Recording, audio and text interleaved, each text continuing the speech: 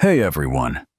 If you're looking for a story that will make you rethink everything you thought you knew about success and love, hit that like button, subscribe to our channel, and let us know in the comments below where you're watching from and what time it is for you. It's always exciting to see who's joining us from around the world. The pivotal 12 seconds. They say life can change in an instant. For Aaron Knight, it changed in exactly 12 seconds. What if the most terrifying moment of your life, the one where you face your greatest fear, also brings you face to face with an unexpected miracle? One moment, Aaron Knight was sipping overpriced espresso on the terrace of his London penthouse, idly scrolling through a finance report he'd already read twice. The next, his world tilted, spun, shattered into a million pieces. His 5-year-old son, Liam, was choking. The nanny screamed. Aaron froze for the first 2 seconds, his heart slamming into a frantic panic.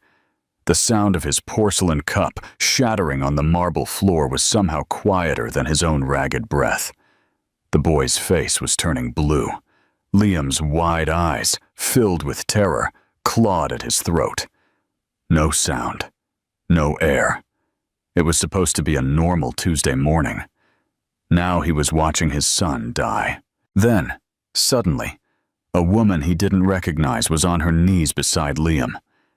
She'd been in the building lobby, he would later learn. A pediatric nurse named Dr. Clara Jenkins, visiting her mother on the floor below. She heard the frantic screams from the hallway, burst into the apartment without asking, and dropped to her knees with terrifying, clinical calm. 911 is on the way, someone stammered, frantically dialing. But Clara didn't wait. She positioned herself behind Liam and began the Heimlich maneuver. Quick, sharp, focused. 1, 2, 3 thrusts. Then, a violent gag. A small, colorful piece of candy hit the polished floor. Liam gasped, cried, breathed. The air rushed back into Aaron's own lungs, a gasping, ragged relief. The room erupted. Relief, sobs, applause. But Aaron didn't move. He just stared at the woman on the floor who gently cradled his son's head and whispered, "You're okay, buddy. You're safe. You're okay." In that moment, she wasn't just a stranger. She was a miracle. Clara didn't wait for thanks.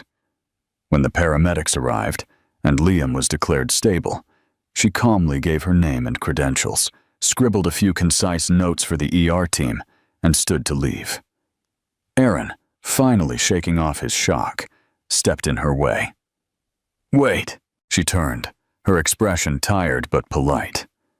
"Yes, Mr. Knight?" "How do you know who I am?" he asked, startled. She gave a soft, knowing smile. "You own the building. You're constantly on the news. You donated £1 million to Royal Pediatrics last year." He blinked, surprised by her detailed knowledge. She added, "Good cause. Poor follow-through. You didn't visit the wing. You didn't meet the kids." "No," he insisted, his voice raw with a sincerity that surprised even himself. "I mean it. Dinner. Anything." She paused, then truly looked at him. Aaron closed his eyes. "I'm not a story you can turn into a headline," she said, her voice even.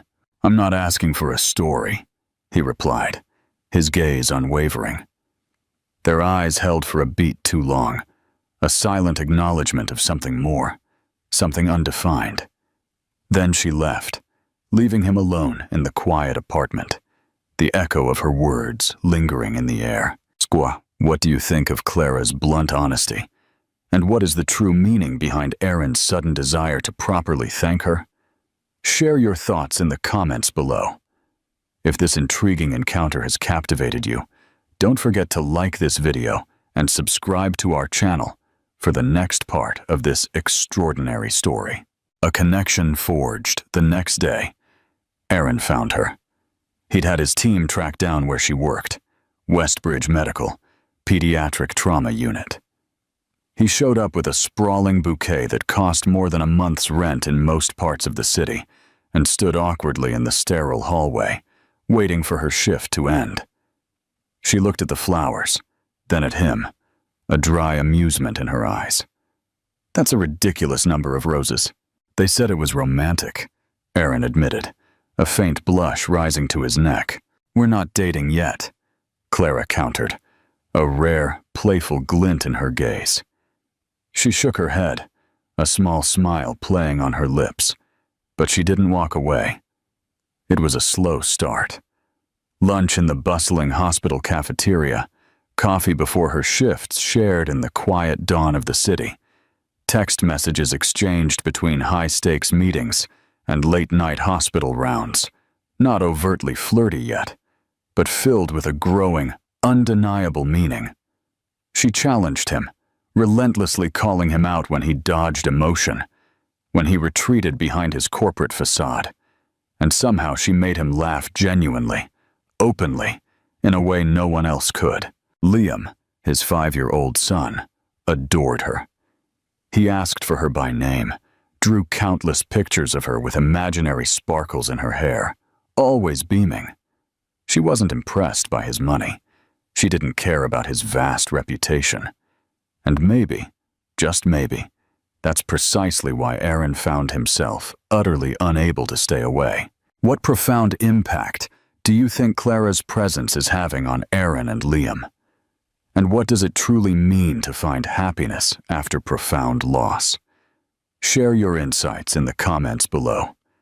If this story of an unexpected connection yet is touching your heart, don't forget to like this video and subscribe to our channel for the next part of their extraordinary journey. One night after Liam was finally asleep, Clara came over. Not for dinner, not for a date, just to talk. Aaron poured them both wine, the amber liquid swirling in their glasses. They sat on the balcony of his penthouse, the city breathing around them, its million lights a distant, glittering carpet. "Why do you always act like you're fine when you're clearly not?" she asked, her voice soft but direct, cutting through the silence. He looked at her, truly seeing her. "My wife, Sarah, died 5 years ago," he said, the words heavy with unspoken grief. "And I still don't know how to grieve without feeling like I'm betraying her memory." Clara's expression softened, a shared understanding in her eyes. "I know what it's like to lose someone too soon." "Who did you lose?" he asked, somewhat surprised. She hesitated, her gaze distant for a moment. "My brother, Tom. Cancer. He was 9. A profound silence settled between them, a quiet testament to shared loss. "Is that why you became a pediatric nurse?" he asked, the connection dawning on him. "It's why I learned to breathe again." Later that night, as she stood to leave, a fragile hope in his voice. He asked, "Stay." She turned, her eyes questioning. "Why?" "Because for the first time in a long time," Aaron confessed, his voice raw with vulnerability, "I don't feel like I'm just surviving. I feel alive." Clara didn't answer with words. She simply walked to him, stepped into his space, and kissed him. Slow, real, and utterly honest. What do you think is the true meaning behind Clara's unwavering boundaries? And why does Aaron struggle so much with not being able to fix things with his power? Share your insights in the comments below. If this story of an independent spirit challenging powerful expectations is captivating you, don't forget to like this video and subscribe to our channel for the next part of their dramatic journey. The cost of integrity. Peace never lasts long in stories like this. 2 days after their first kiss, Clara received a call from the hospital board, an anonymous complaint. The voice on the other end said, "Regarding improper boundaries with a patient's family." Aaron was livid. He immediately offered his top lawyers unlimited money, all his considerable influence, but Clara declined it all. "I can fight my own battles, Aaron," she said, her voice firm, resolute. "But it's my fault," he argued, the words raw with frustration. "No," she replied, her gaze unwavering. "It's my choice." Her eyes held his, a silent challenge. "But if I lose this job, Aaron, we're done." "Why?" he asked. Good, bewildered. "Because I won't let myself become dependent on you." That night he lay awake, staring at the polished ceiling of his penthouse, wondering how love could feel so right and so impossible at the same time. Aaron Knight had fought wars on the stock exchange. He'd faced down ruthless CEOs, defiant senators, and scandal-hungry journalists. But nothing felt as personal or as utterly helpless as watching Clara walk into a closed-door disciplinary hearing with her career on the line, knowing there wasn't a single pound he could spend to fix it without making everything worse. He waited outside the boardroom for over an hour, pacing the hushed hallway, the silence pressing in on him. When she finally emerged, her face was unreadable, a mask of quiet resolve. "Well?" he asked, his stomach tightening with dread. "They're suspending me," she said, her voice flat, devoid of emotion. "Without pay, pending further review." "On what grounds?" His own voice was sharp, laced with fury. "Violation of professional boundaries with the parent of a minor patient. That's absurd. You saved my son." "I broke the rules, Aaron." "You saved my son!" "I still crossed a line." She didn't cry, didn't raise her voice. She just stood there in the silent hallway, hands tucked into the pockets of her scrubs, like someone who knew exactly what it costs to be right and still lose everything. "I'll fix this," he said, stepping closer, reaching for her. "No," she replied, her voice softer now, but with an iron will beneath it. "You'll respect that this is mine to fight." "Aaron," she emphasized, her eyes holding his. "I mean it. If you push this, I walk away." It was the first time Aaron truly felt the sharp, undeniable edges of her. Not just her kindness, not her strength, but her fierce boundaries. She would not be saved. Not by him. Not by anyone. He watched her walk away, the echo of her footsteps louder than any boardroom silence he'd ever endured. What do you think is the most painful accusation Clara faced? And why? And how will she fight back against such public slander? Share your thoughts in the comments below. If this story of resilience against injustice is gripping you, don't forget to like this video and subscribe to our channel for the next powerful revelation.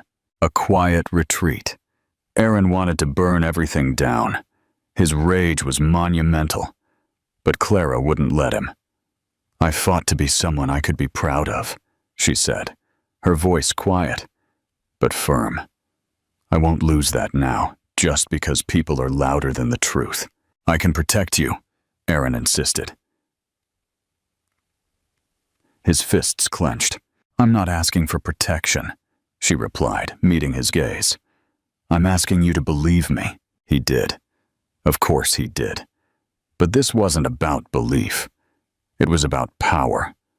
And Clara was done letting hers be taken. She held a press conference. Alone. She stood before the cameras in a simple gray blazer. No makeup, no handlers. Just her. "I'm not perfect," she said, her voice unwavering. "But I'm honest. I've spent my life walking into rooms people run from. I've lost patience. I've made mistakes. But I've never, not once, exploited a child for personal gain. And I certainly didn't fall in love with a man because of his bank account." She paused, her eyes scanning the faces of the journalists, holding their gaze. "I fell in love with him because he made me feel like I was more than what I'd survived. And I'll never apologize for that." The room was silent, utterly hushed. Then someone asked, "Do you regret the relationship?" Clara looked straight into the camera, her integrity shining through. "No," she said, "because he and his son reminded me that love can be real, even after the worst happens, and I'll never apologize for that." By nightfall, the tide had turned. The vicious story shifted. A deluge of support flooded in. Letters, donations, heartfelt apologies. The clinic swiftly reinstated her full-time. The hospital board issued a public apology. The people who mattered knew the truth. That night, as the city lights twinkled beneath them, Aaron took Clara's hand, drawing her onto the rooftop of their building. "You didn't just save Liam," he said, his voice raw with emotion. "You saved me too." He dropped to one knee, a simple, heartfelt gesture. No velvet box, no meticulously prepared speech. Just a small gold ring held between two fingers, shining softly in the dim light. "Marry me, Clara Jenkins." Clara's breath caught, a choked laugh escaping her lips, tears streaming down her face. "Say that again," she whispered, her voice barely audible. "Just once, so I know it's real." "Marry me," he repeated, his voice unwavering, filled with absolute certainty. She nodded, a single joyful tear tracing a path down her cheek. "Yeah, I will. Yes." Aaron let out a breath he hadn't realized he was holding, slipping the ring onto her finger before pulling her into the deepest, most heartfelt kiss of his life. And in that moment, as his lips met hers, he knew. He had finally found something worth more than all the money in the world. Their wedding, 1 year later, was a dream. Not because of a grand venue or extravagant details, but because it was real. When Clara walked down the aisle, her eyes locked on his, Aaron knew he had never been more certain of anything in his life. But beyond the wedding, what mattered most was what they built together. With Clara's fierce passion and Aaron's immense resources, they launched the Jenkins Knight Initiative, a program dedicated to helping young women build their careers in business, providing them with the mentorship and opportunities that Clara had once fought so hard to earn on her own. Their days were filled with profound purpose. Their nights were filled with laughter, quiet conversations, and a love that grew deeper with every shared breath. And every morning, when Aaron woke up next to the woman who had utterly changed his life, he knew. He had finally found something money could never buy: happiness, unwavering love, and a future worth everything. They spent their honeymoon in Italy. Liam came too, of course. It wasn't a conventional start to a marriage. But then, neither of them had lived conventional lives. They walked along cobbled streets in Florence, shared gooey gelato in Venice, and danced barefoot under the stars in the gardens of a small villa overlooking the coast. Clara laughed more in those 2 weeks than she had in the last decade. Her joy a symphony Aaron silently memorized. And at night, with Liam asleep in the next room, they whispered promises to each other beneath soft sheets and open windows. Not perfect, but real. Always real. What an incredible journey for Aaron and Clara. What was your favorite moment in their story? Rate this story from 0 to 10 in the comments below and tell us why. A brother's legacy. Then came the call. Late one afternoon, back in London, as the city groaned beneath the oppressive summer heat, Clara stepped into her clinic for a regular shift and was met by her director. "There's something you should see," the woman said, handing her an unmarked envelope. Inside, a printed article draft, unpublished. The title screamed, "The Nurse, the Billionaire, and the Other Son." Clara's heart stopped. The article claimed Aaron had a second child, a son born of an affair during his marriage to Sarah, now living abroad. The piece insinuated Clara had agreed to marry him only after discovering this information as part of a quiet arrangement to keep the story from going public. It was a lie, a cruel, precise one, but it felt deeply personal, because someone had gone digging. Too deep. Too close. That night, Clara asked him, "Aaron, is there something I don't know?" He stared at her, stunned. No, he said slowly. There's no other child. No hidden life. I swear to you. Her voice was quiet. Then why does this feel so specific? He sat down, then exhaled something heavy. A truth held captive for years. There was someone. Before you. After Sarah died. It wasn't serious. But she told me she was pregnant a few weeks before she disappeared. I hired a private investigator. She'd left the country. I never confirmed anything. He looked up, his eyes raw. I haven't told anyone. Not even my lawyers. Because I didn't want to chase ghosts. Clara stood still. Aaron, if there's even a chance. I know. Silence filled the room. Then she asked quietly, what would you do if it were true? He didn't hesitate. I'd find him. I'd bring him home. The story leaked within days. Not the full, drafted article, but a headline. A whisper. A grainy photograph of Aaron exiting a building he hadn't entered in years. The media ran with it. Night scandal buried by marriage? Clara kept her head down. She went to work. She loved Liam. But she felt the shift. On the street.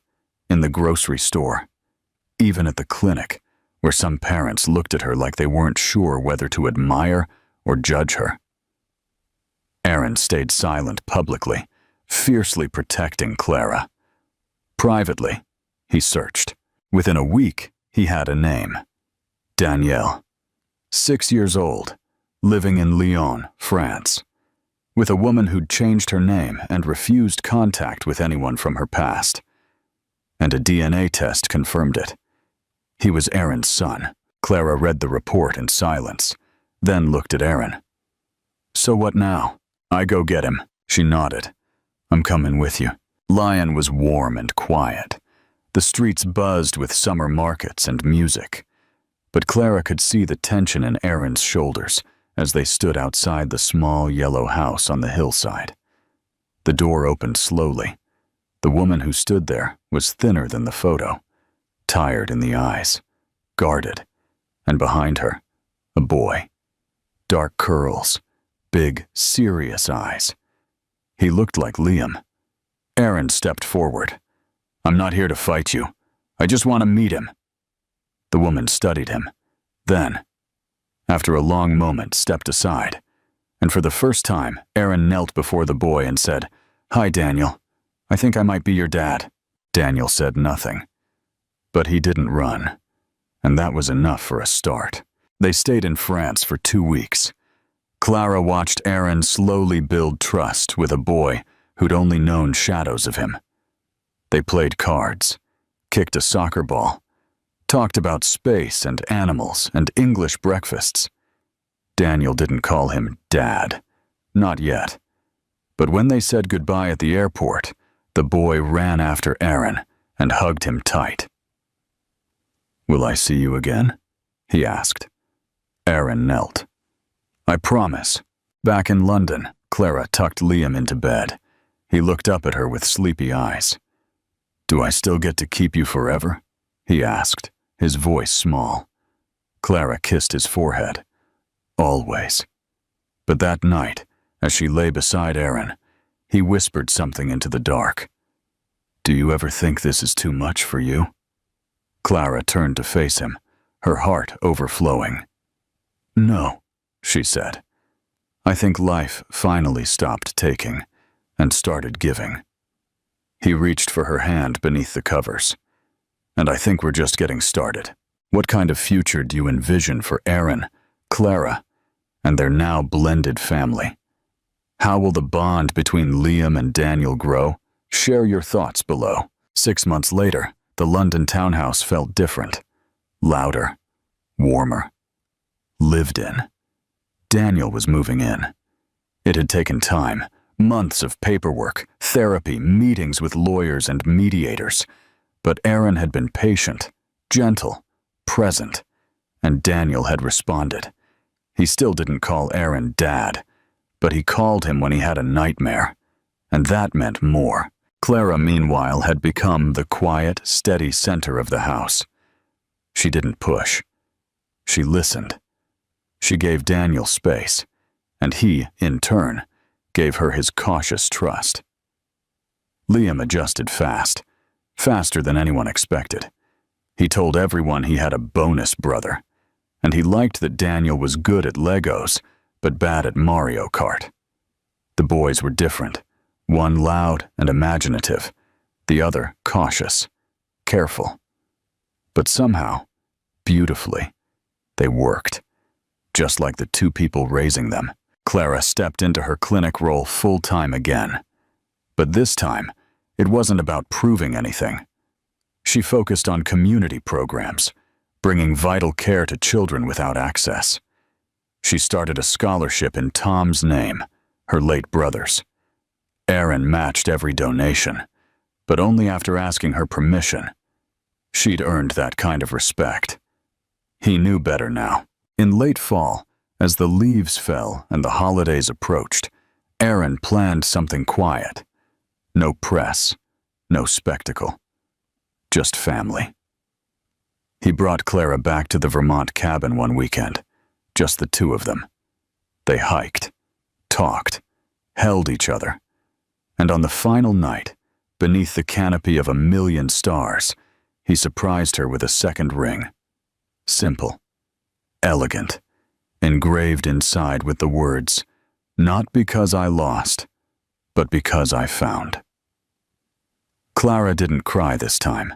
She just smiled, kissed him slowly, and whispered, "Forever." They didn't need a second wedding. They had a second life, and that was enough. Months later, Clara found out she was pregnant. She sat with the test in the bathroom for 20 minutes. Stunned. Not scared. Just overwhelmed by the sheer joy. Aaron walked in, saw her face, and immediately dropped to his knees. "Are you okay?" he asked. She nodded, silent, then handed him the test. His eyes widened, then filled with tears. He held her for a long, quiet moment, whispering, "You're incredible," over and over until she believed it too. They told the boys together. Liam screamed with joy, throwing his arms around them both. Daniel didn't say anything at first, just went quiet. Later that night, Clara found him sitting alone on the stairs. "You okay?" He looked up. "I don't know how to be a big brother." She sat beside him. "Neither did Liam. Neither did I when I had my brother. You don't have to be perfect, Daniel. You just have to be you. That's enough." He leaned into her shoulder. "Do I still get to stay?" Her throat tightened. She looked him in the eyes, her voice filled with unwavering love. "You're not going anywhere." When their daughter was born, they named her Eleanor, after Clara's mother. Daniel held her first. Liam sang to her, off-key but full of love. Aaron cried harder than anyone, tears of pure, unadulterated joy. And Clara, she just watched the life she never imagined unfold around her, piece by piece, like the final perfect snap of a complex puzzle. One evening, years later, Clara stood in the hallway outside the nursery. Eleanor had just fallen asleep in Aaron's arms. Daniel was in the living room, reading aloud to Liam, and the whole house was lit with the kind of soft golden light that only exists when love has earned its way in, when a family is truly, deeply home. Aaron came to stand behind her, wrapping his arms around her waist, pulling her gently back against his chest. "You okay?" he asked. She leaned back into him, completely at peace. "I'm better than okay. I'm alive." He smiled, kissing the top of her head. "I never said thank you." "For what?" she whispered. "For saving Liam, for saving me." She turned in his arms, her eyes meeting his. "I didn't save you, Aaron. You let yourself be saved." Outside, snow began to fall. Soft, quiet, real. And inside, their life went on. Messy, beautiful, unscripted, true. built not from perfect beginnings, but from second chances. Aaron Knight once thought that success was everything, that power, wealth, and control were all that mattered. But then came Clara Jenkins, the woman who proved him wrong. She wasn't just another employee. She wasn't just a passing distraction. She was his greatest challenge, his greatest lesson, his greatest love. And in the end, it wasn't power or money that changed his life. It was her. Now they stand together, not just as husband and wife, but as partners in life, in love, and in purpose. Because love isn't just about finding someone, it's about choosing them every single day. If this story touched your heart, don't forget to like, share, and subscribe. Turn on notifications so you never miss another heartwarming emotional tale. Because sometimes the most unexpected stories lead to the most unforgettable love. Love has the power to change everything if we're brave enough to let it.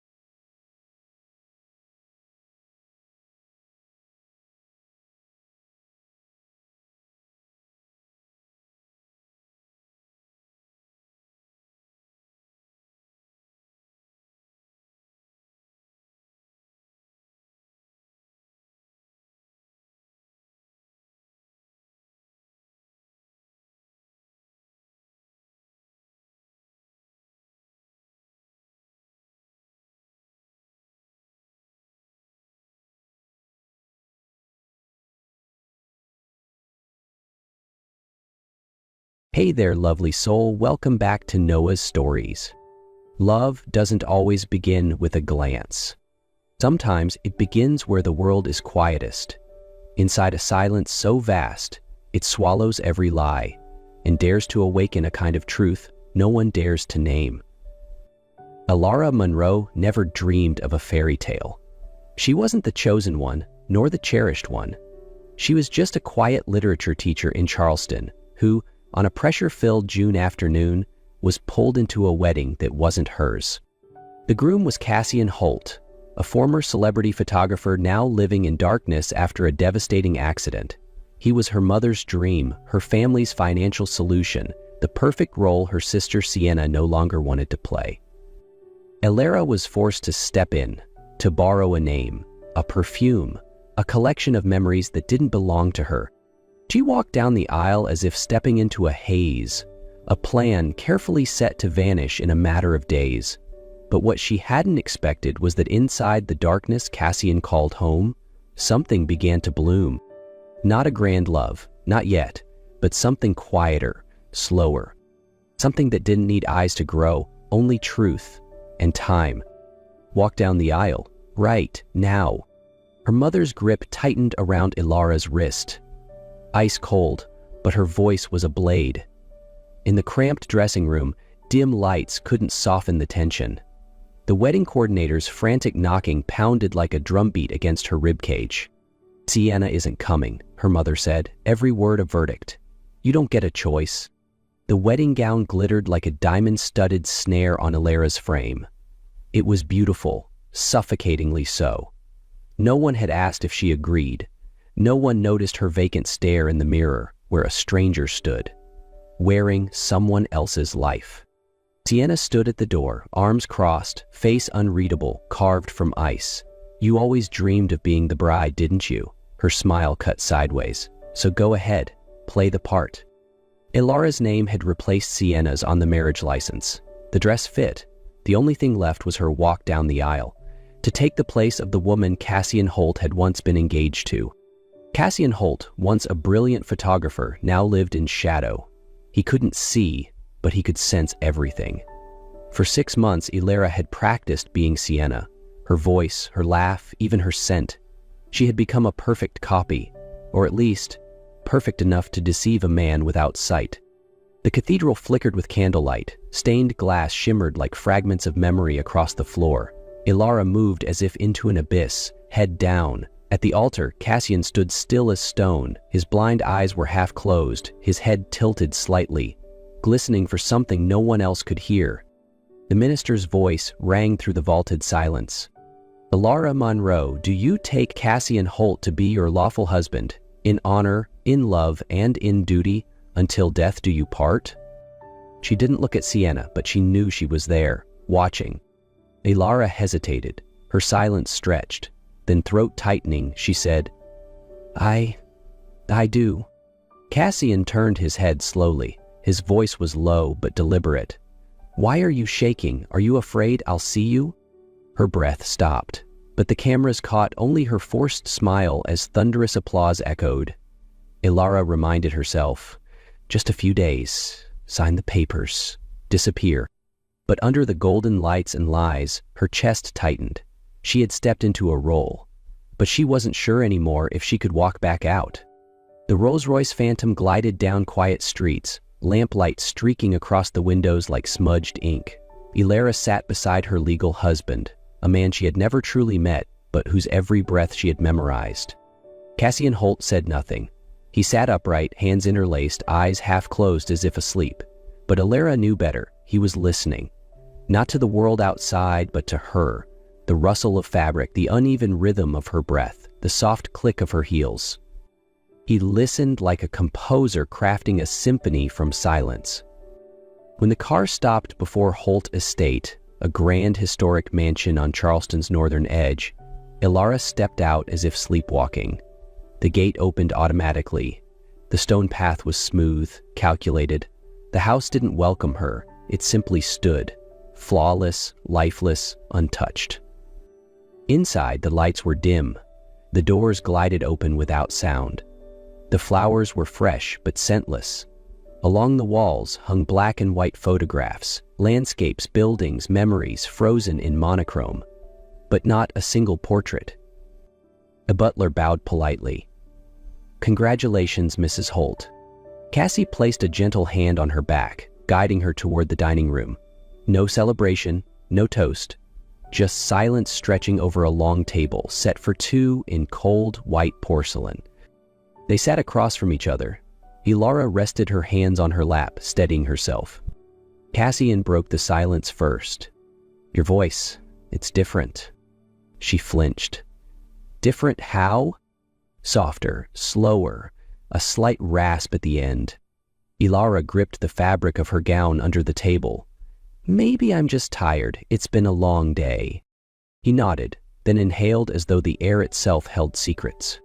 "And your perfume? It's not the usual?" She swallowed. "I forgot to wear it."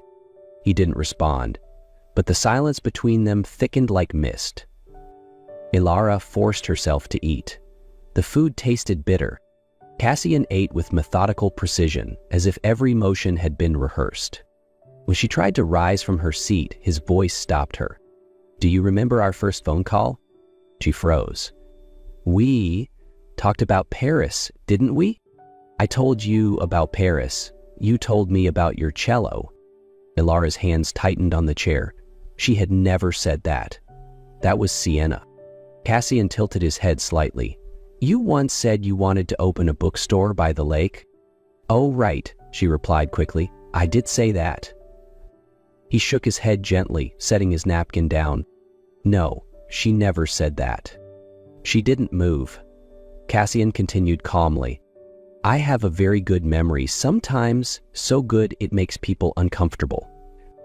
Ilara said nothing.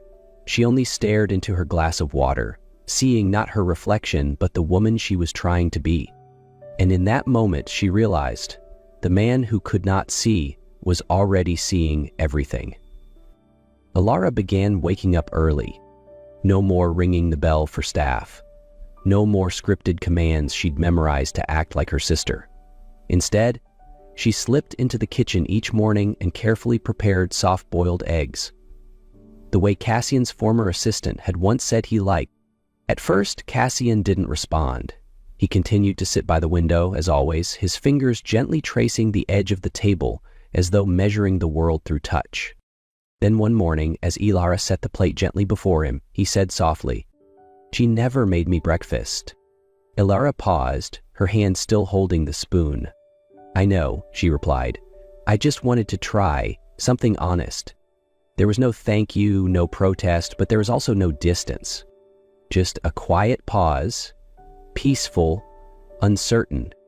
Ilara slowly began to change the house. She opened the curtains to let in sunlight, replaced scentless arrangements with lavender, white daisies, and fading peonies.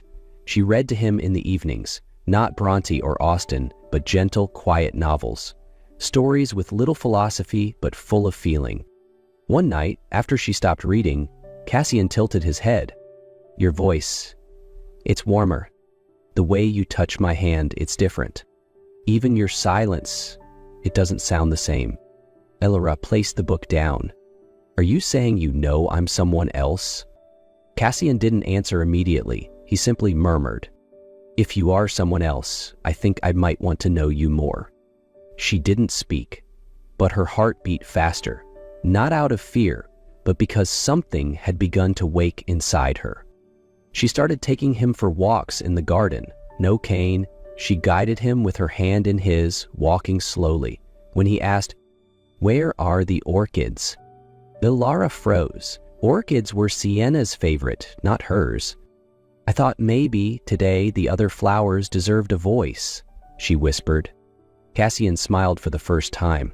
Not a smile of comfort, but the kind of smile a man gives when he's certain the woman in front of him is no longer pretending. The reading room was filled with morning sunlight. Ilara had just finished arranging a row of books, quietly breathing in the stillness she had grown to love. The room had once been sealed off, a silent shrine to the light Cassian had lost, but she had slowly brought it back to life with small touches. Open curtains, dried flowers, a warm cup of tea placed just to the left. What she didn't expect was that the next person to enter the room would be Sienna. No knock, no warning. She walked in like the house still belonged to her. Behind her, their mother followed, heels clicking against hard wood like a countdown. "We need to talk," her mother said, flatly. Ilara rose to her feet. "About what?" Sienna circled the room slowly, scanning every detail like an actress examining a set. She picked up a book, flipped through a few pages, then dropped it onto the desk with a sharp thud. "You're getting a little too deep into character," she sneered. "The maids say you make him breakfast, take him for walks, read to him every night. Seriously, Ilara? Did you forget you're pretending?" Ilara didn't reply, but this time she didn't look away either. Their mother cut in, voice like glass. "You really think he's going to marry you again? He loves Sienna, not you." Ilara looked at them both. Her voice was steady, quiet. "He's not a transaction. He's a man, and I love him because he deserves kindness." Silence. Sienna laughed. "Cold and cruel. Love? You think you can love someone when the whole thing started with a lie?" Ilara answered, her voice no longer trembling. "If he finds out the truth and he chooses to leave, I'll still know I did the right thing, because I never treated him like a possession." For a moment, neither woman spoke. Then their mother whispered, slowly, like casting a curse, "Don't fool yourself into thinking this is love. You're borrowing a place that was never yours." The door slammed behind them. Ilara didn't cry, but something inside her cracked, silently, slowly, like a fault line no one could see, but one that would never fully mend. Cassian didn't say it outright. He wasn't the kind of man who used words to make an impact. Everything he did was quiet, measured, like even the world needed time to catch up. That evening they sat together in the living room, 2 cups of tea steaming under the soft glow of amber light. Ilara was reading to him, a short story, not particularly profound, but peaceful. When she reached the final sentence, Cassian spoke. His voice was slow, gentle, like a question that didn't need an answer. "You know, I'm going to Switzerland." Ilara froze. "Switzerland?" He nodded slightly. "There's a doctor there. They're testing a new procedure. The chances aren't high, but there's still hope. The air seemed to thicken. Ilara set the book down, her fingers curling into the fabric of her skirt. "You want to see it again?" Cassian didn't answer immediately. He turned his face toward the far corner of the room, where the light didn't reach. "What I fear," he said, "isn't that it won't work, but that it might. That I'll open my eyes and no longer recognize the world I once believed was beautiful." Ilara wanted to say something kind or reassuring, something like, "I'll be there." But every word felt fragile. She said nothing, just nodded. Once, Cassian leaned back into the chair. "I used to think the world was full of beauty. Faces, light, fragments of memory captured through a lens. Then I lost my sight. And what remained wasn't darkness. It was truth." Ilara turned her face away instinctively, as if avoiding his gaze, even though he couldn't see. What she feared wasn't the surgery. It was the light that might come with the truth. After that night, time passed like a thick novel no one dared to turn. Cassian didn't talk much about the trip. Ilara didn't ask. But every day she stayed beside him, quiet, steady, like the heartbeat of the house. Each morning she made his tea. Each night she read aloud. She never mentioned Switzerland, never brought up the surgery, as if silence might keep time from moving forward. But time didn't stop. It moved. Slowly, surely. When they arrived in Zurich, the sky was veiled in fog. Their hotel sat beside a lake so still it mirrored the clouds. Ilara barely slept. On the nights before surgery, she sat beside Cassian's bed, her hand resting lightly over his, trying to remember every detail in case she lost him in the morning. Cassian remained calm. He said, "If it works, I'll open my eyes and see a new world." But in his voice, something faltered. And Ilara thought, if he sees the truth, will he still choose me? The unbandaging day came 12 days after surgery. Zurich was blanketed in quiet snow. Ilara sat beside his bed like every morning, but this time she didn't read. She simply held his hand gently, as if trying to hold on to a piece of something before truth walked into the room. Cassian lay still, his face calm, strangely serene. Ilara didn't know what he was thinking, but she knew she had never been this afraid. When the doctor stepped in, time seemed to thicken. "I'll remove the layers one by one," he said. "Let the light do the rest." Ilara nodded, but she wasn't sure if she still wanted the light. The final bandage fell. Cassian didn't open his eyes right away. Maybe it hurt. Maybe he was afraid. Or maybe because he had already seen it all. Then, slowly, he opened his eyes. No blinking. He just looked. And his very first gaze landed on her. Ilara froze. Not because of that gaze, but because it didn't show any surprise. Cassian looked at her like he had been seeing her for a long time. "You're not Sienna." He didn't say it as a revelation. He said it the way someone names a star they've always known was there, just waiting for the right moment to be seen. Ilara gasped. "When did you know?" Cassian didn't answer right away. He gently touched her hand, his fingers tightening as if they carried meaning in every gesture. "Since you called me Cassian, not in the way she used to. Since you told me about the bookstore by the lake, something Sienna never dreamed of. Since you said I'm sorry like someone learning how to be forgiven for the first time." Ilara's tears streamed down. She lowered her head, covered her face with her hands. "Why didn't you say anything?" Cassian smiled softly, not bitter, not angry. "Because I didn't want the truth to make you run away.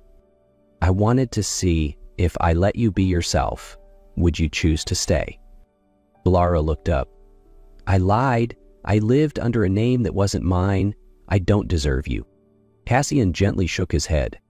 "You were the first to place the tea on the left side because my right hand is weak. The first to read not to impress me, but just to be near. The first who didn't try to change me." "Ilara," he called, soft as breath. "I didn't need light to see you." And for the first time, he opened his arms, not to forgive, but because he had finally found the real person behind a world of masks. After the day Cassian opened his eyes, nothing unfolded the way Ilara had imagined. There was no storm of emotions, no definitive ending, only silence, thick and unyielding, like a fog that clung to every corner of the house, to every breath between them. He didn't send her away, but he didn't call her by her name like he once had. He remained kind, gentle, and distant. A distance she could no longer cross.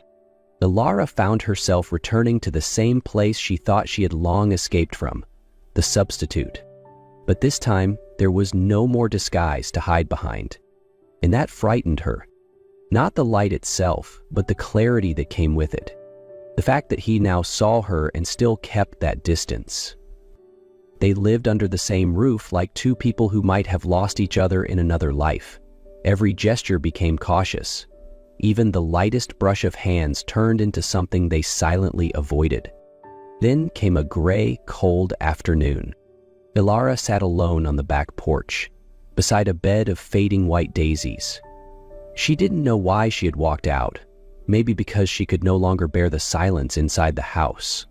A silence that now had weight, now had sound, now had meaning. Cassian stepped outside, not because she called him, not because he planned to, but because he too couldn't stay inside that silence anymore. And when he saw her, he stopped. They sat across from each other. No words.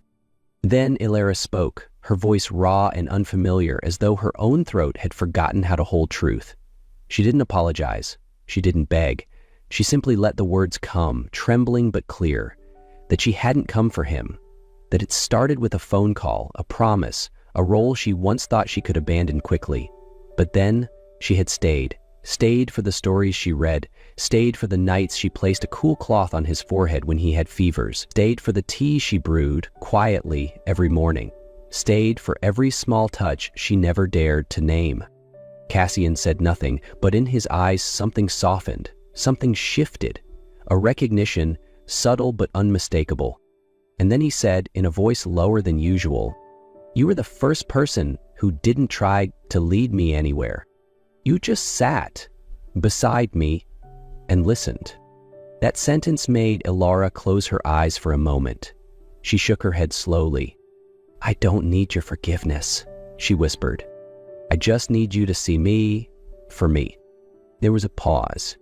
Long, still, holding everything between them.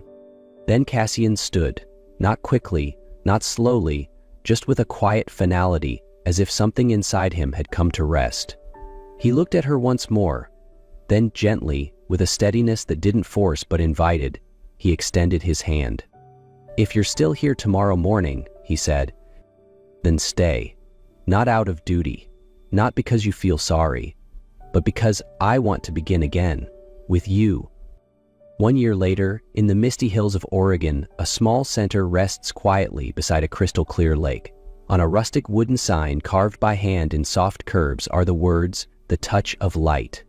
No one here calls Cassian Holt a millionaire. No one mentions his past as a once famous blind man. To everyone, he is simply Teacher Cassian, the gentle man who teaches blind children how to feel the world through sound, through touch, through the rhythm of their own hearts.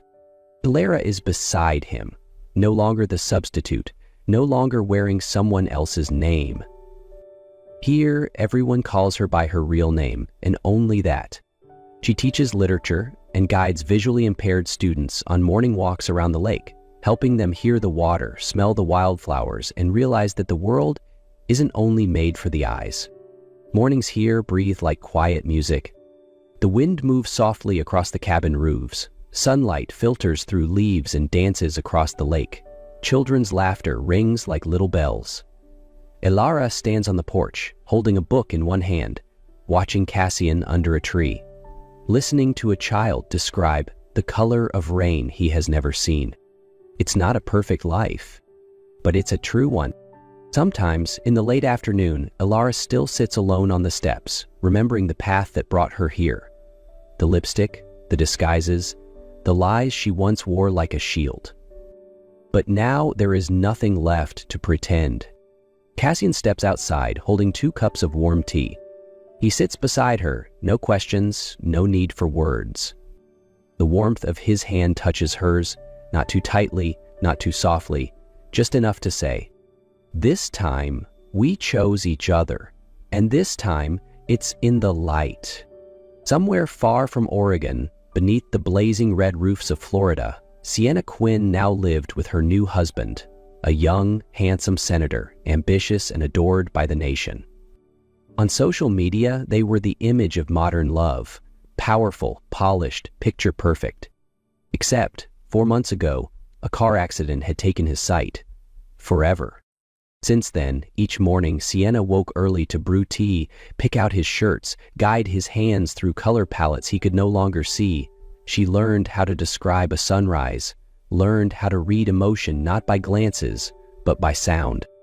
The man, gentle, trusting, called her the light of his life, again and again, with absolute belief. And every time Sienna smiled, a smile that barely curved her lips, never reached her eyes. One morning, as she sat at her vanity, applying a shade of red lipstick, a habit now no one saw, her Bluetooth speaker crackled to life with the morning news. Entrepreneur Cassian Holt has received the International Humanitarian Award for his work with the blind community, alongside his wife, Ilara Quinn, co-founder of the Touch of Light Center in Oregon. Her hand paused, the lipstick froze in midair, her fingers trembled, slightly, and then she laughed. No sound, no sorrow, no release, just the quiet drop of something inside her, falling and never echoing back. She set the lipstick down, lifted the tea, walked over to her husband and gently placed the cup in his hands. Then leaned close, her lips near his ear, voice low and soft. "I'm not the light, my love. I was never meant to be. I'm just the shadow that once stood in the wrong place and believed it was enough." No one heard it, no one judged, but something shifted. Truth doesn't always punish, but it always remains. Not every love begins with truth, but the ones worth keeping always end in it. If this story left something in your chest, a burn, a tear, a breath you didn't know you were holding, hit like, comment below, and let someone else find this moment too. Subscribe for more stories that feel more like memories than fiction. See you again, right here in the next one.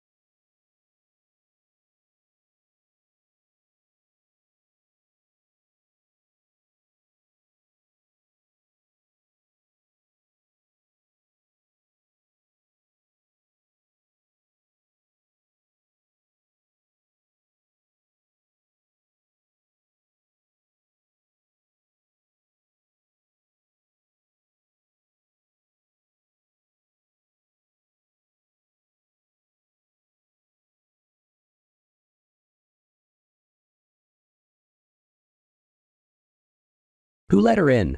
The voice sliced through the marble hall like a blade. Every servant in the Blackwood Manor held their breath, turning toward the entrance. Beneath towering archways and a cascade of crystal chandeliers, a lone figure emerged. Jasmine Carter stood still, clutching a crumpled envelope tightly to her chest. She wore a modest, worn-out dress, hair neatly tied back, and the curve of her pregnant belly could no longer be hidden beneath the thin fabric. Her eyes scanned the faces now staring at her, some curious, some judgmental, but no one spoke. They didn't have to. Their expressions said it all. "She was expelled," someone whispered. "And now she dares to return?" Jasmine said nothing. She drew a long, trembling breath, her narrow shoulders rising, then stepped up the marble staircase. In her hands, she carried nothing but a letter, and a truth too heavy to deny. She wasn't there to ask for forgiveness. She didn't need a second chance.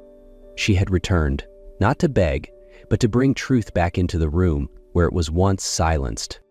From the top of the stairs, Ethan Blackwood appeared. The man who had once cast her out without mercy now stood frozen, eyes caught somewhere between shock and dread. 6 months hadn't erased the memory of that storm-swept night. 6 months earlier, the iron gates of the Blackwood Manor creaked open, groaning like a place that had long forgotten how to welcome anyone. Jasmine Carter stood outside, shoulders burdened by a threadbare backpack, hands trembling as they gripped a stack of papers. Her face was composed, but her eyes carried a desperation that had learned how to stay silent. Mrs. Whitmore, the housekeeper of many years, opened the door. Her expression unreadable, her voice sharp as a blade. "You're 5 minutes late." "I'm sorry."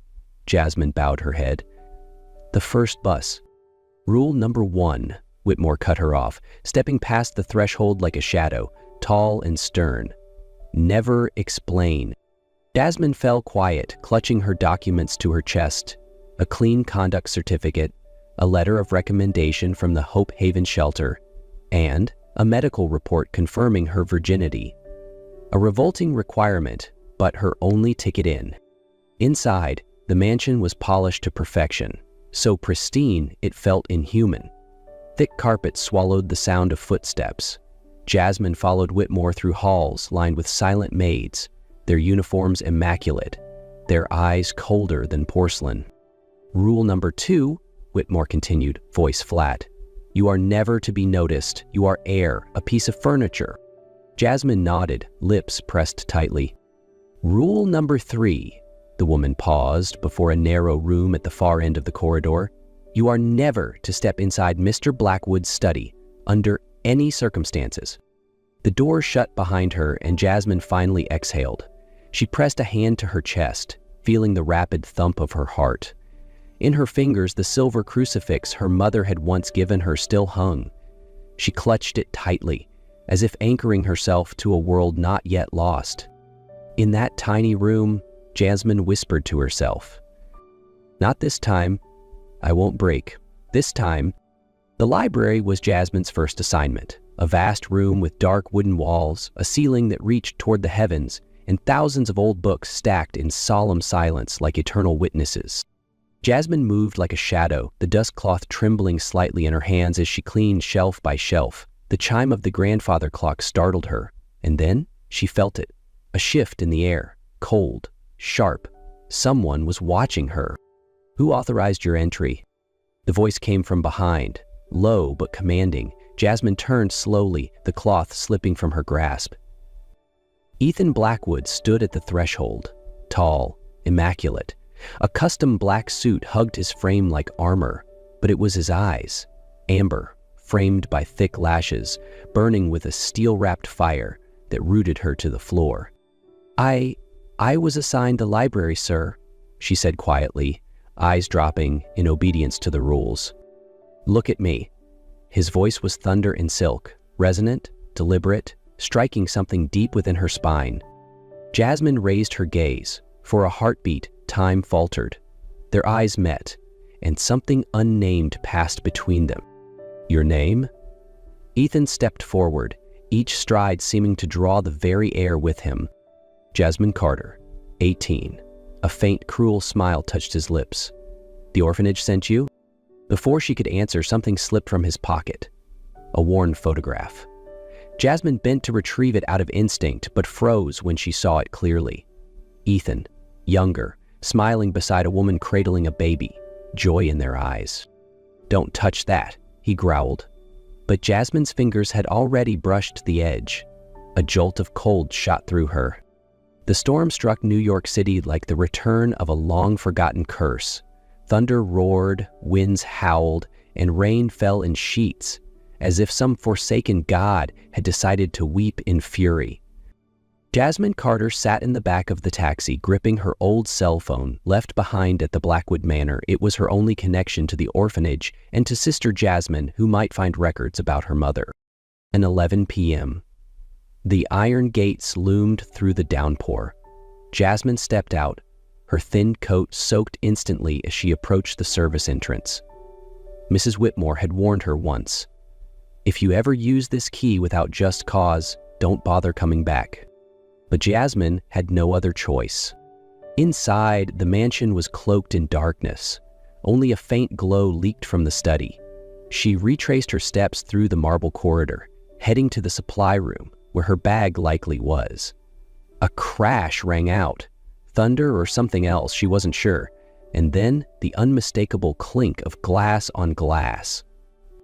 From the study, she hesitated, then moved. The door was ajar. Ethan stood near the window, his silhouette framed by lightning. A half-empty bottle of whiskey dangled from one hand, his white shirt stained with blood, left hand cut and dripping.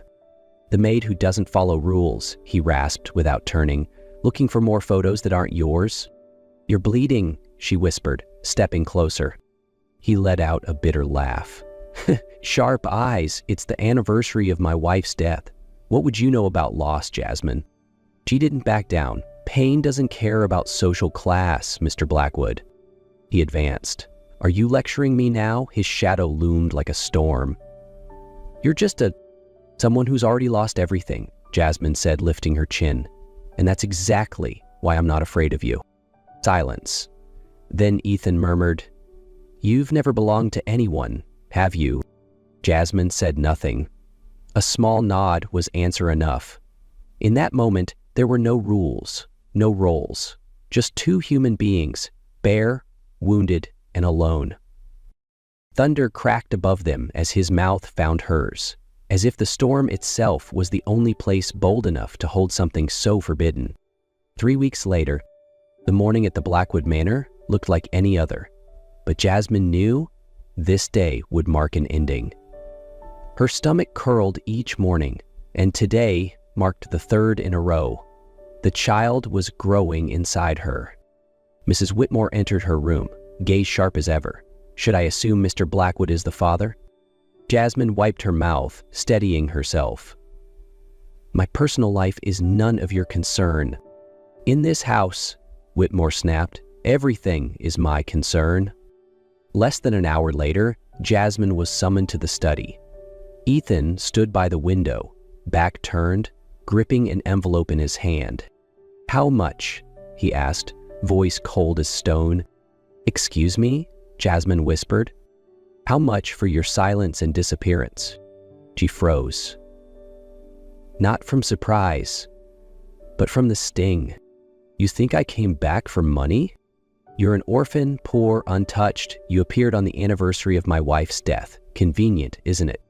Jasmine let out a dry laugh, eyes damp but refusing to cry. "No, I came back because I forgot my phone. Without it, I can't reach the orphanage." Ethan didn't flinch.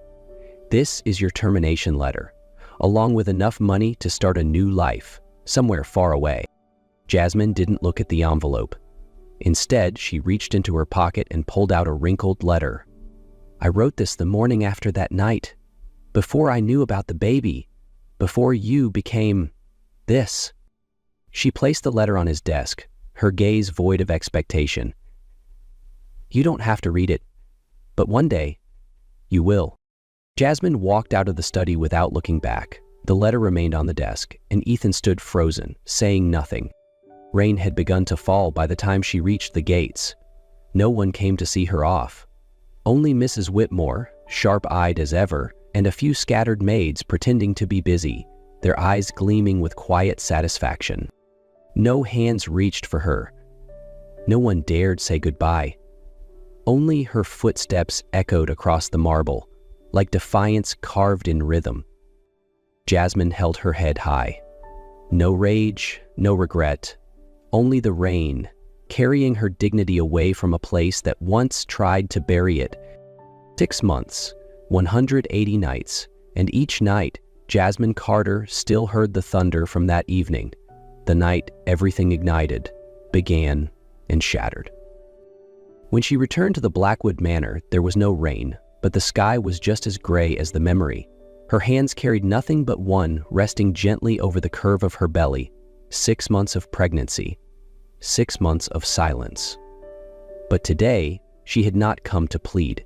She had come to remind someone of a truth he had tried to bury. The housemaids froze as she entered. Some turned away, others stared. No one spoke. Once, she had been the maid, the untouched girl who trespassed where she shouldn't. Now she returned, belly unveiled. Not hidden, but held high like a banner.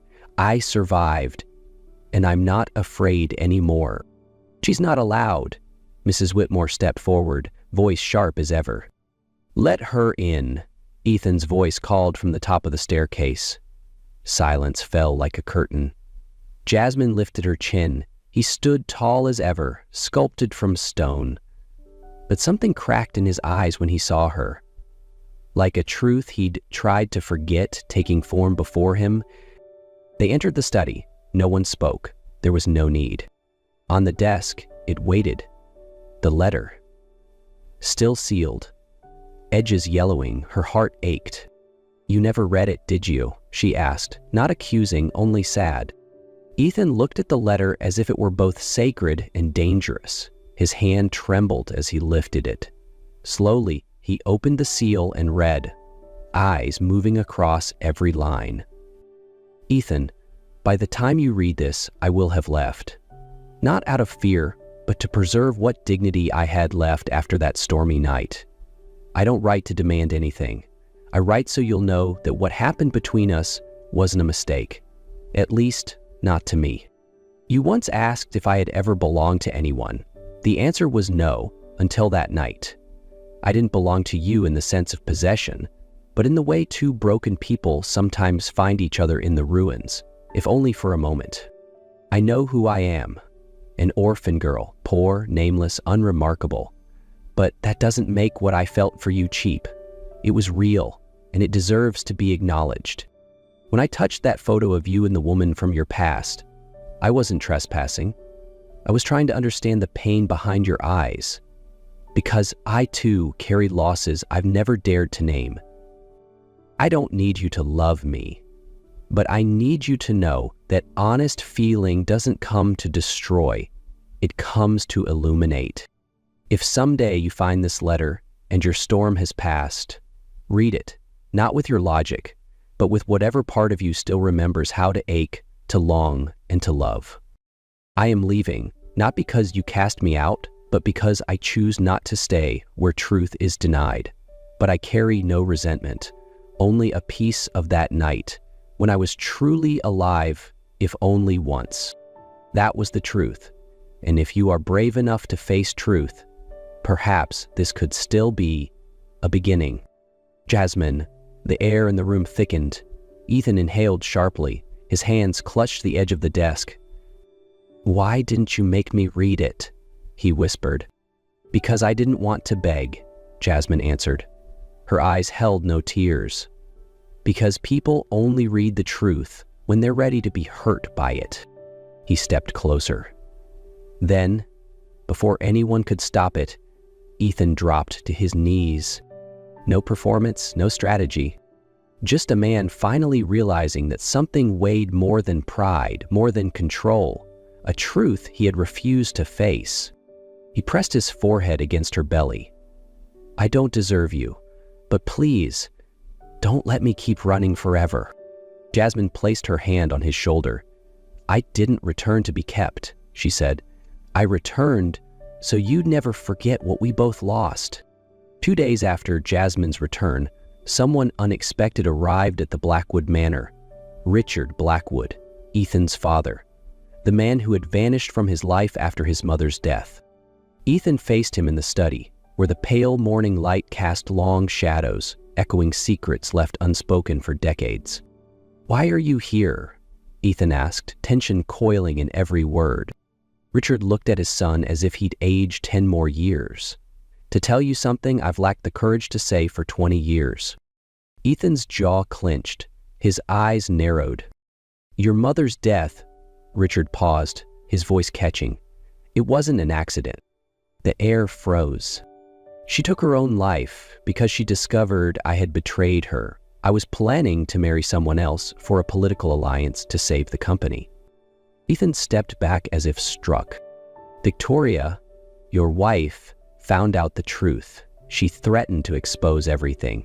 I ordered someone to scare her. Just a warning. But she died, Ethan said, voice like splintered steel.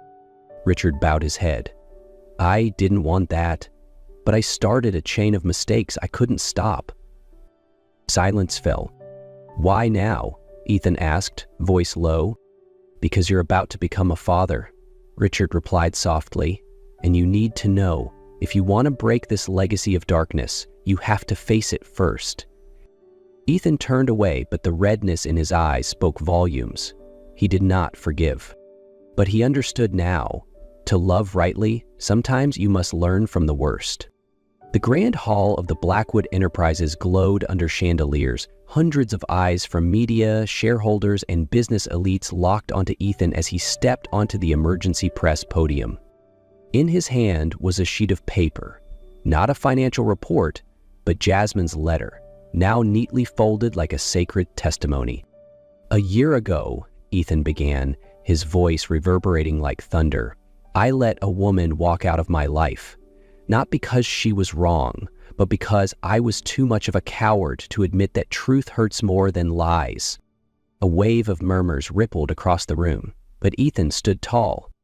Jasmine Carter, she's not just a maid. She's the first person who ever looked at me without fear, the one who loved me, not for my power, but for the man buried beneath it. A senior shareholder cut in, Are you turning a scandal into some romantic speech? Ethan replied, eyes cold and cutting. I'm turning a rotting legacy into a future worth living. If I have to choose between my unborn child and the reputation you're trying to protect, I choose my child. Tension filled the air like a taut string. Then applause broke out from the last man anyone expected, Richard Blackwood, his father. My son, he said, voice firm, has done what I never had the courage to do. Place love above power. And then Jasmine appeared at the back of the hall. Blue dress, rounded belly, eyes shining like a lighthouse cutting through every shadow. Ethan stepped off the podium. No need for judgment, no need for forgiveness. He needed only one thing, to walk toward the woman he chose. The old chapel of the Blackwood Manor had never witnessed a wedding like this. No lavish display, no nobles or aristocrats, only those who had once witnessed pain, and now were here to witness the opposite, healing. Jasmine stood before the mirror, her hand trembling slightly as Mrs. Whitmore fastened the pearl necklace, the only jewelry left from Ethan's mother. Do you think Elena would have accepted me? Jasmine whispered. Mrs. Whitmore looked at her through the mirror, her voice soft for the first time. If she were alive, I believe she would have opened the door for you that night. Music began to play. Not the usual wedding march, but a piano composition Ethan had written. A fusion of his mother's favorite melody and a new one, written just for Jasmine. Ethan stood at the altar, in a plain suit, no emblems, no symbols, just a man who had learned to love after losing everything. When Jasmine appeared at the doorway, the room held its breath. Her 7-month belly did not dim her beauty. It made every step she took a declaration of hope. The vows were not long. Ethan looked at her and said, I used to think strength meant letting no one close, but you touched the weakest part of me and never walked away. Jasmine smiled, eyes glistening. I used to think love was a privilege for those who had everything, but you taught me it's a choice, and today I choose you. They exchanged rings, simple, unadorned, melted from the gold of his mother's heirloom and the silver from Jasmine's childhood crucifix. A new legacy, born not from status, but from pain that had been forgiven. The first contraction came at dawn, just as sunlight spilled through the bedroom window. Jasmine lay with her head on Ethan's chest, their fingers tightly intertwined, as if time could no longer pry them apart. It's time, she whispered, lips trembling, but her eyes steady, fearless. Ethan rushed her to the hospital, urgent but not panicked. From the moment they entered the delivery room, the world held its breath. As Jasmine screamed in labor, Ethan gripped her hand, not to control, but to carry the weight with her. He was no longer the cold-hearted businessman of a year ago. He was a father, trembling, waiting for the first cry of his daughter. And then it came. A cry, strong, fierce, as if tearing through every silence that had ever bound the Blackwood name. Jasmine wept, Ethan wept, and when the nurse placed the baby in their arms, every apology, every regret, every loss melted away. "What will we name her?" he asked, voice thick with emotion. Jasmine looked down at their daughter, jet black hair, warm brown eyes, then turned to him and said, "Elena, after your mother, because she deserves to be remembered for something beautiful." Ethan smiled through his tears. Elena Blackwood. A tiny soul, an old name, a new meaning. And in that moment, as Jasmine cradled their daughter and Ethan wrapped his arms around both, they were no longer the legacy of pain. They weren't rewriting the legacy, they were building a new one, not from empire, from empathy, not from might, from mercy. Time passed, the old scars faded, but instead of vanishing, they became memory, and memory became the foundation of a different kind of future. At the Blackwood Manor, the piano no longer played lonely notes. Now, it sang each late afternoon under the tiny fingers of Elena Blackwood, a little girl with her mother's eyes and her father's hands. Jasmine was no longer the orphan girl standing in the rain. Ethan was no longer the man hiding from truth. They were a family, not perfect, but honest and brave. Richard, the father who once lost everything to power, now sat quietly in the garden each morning, rereading old letters his wife once wrote, with eyes that had finally learned how to weep. And in a quiet corner of Ethan's study, the once winkled letter still remained, now framed in glass, a declaration of truth once ignored but never erased. If anyone asked what was the strongest thing they had ever done, the answer would not be building a corporation or winning public favor. It would be to love,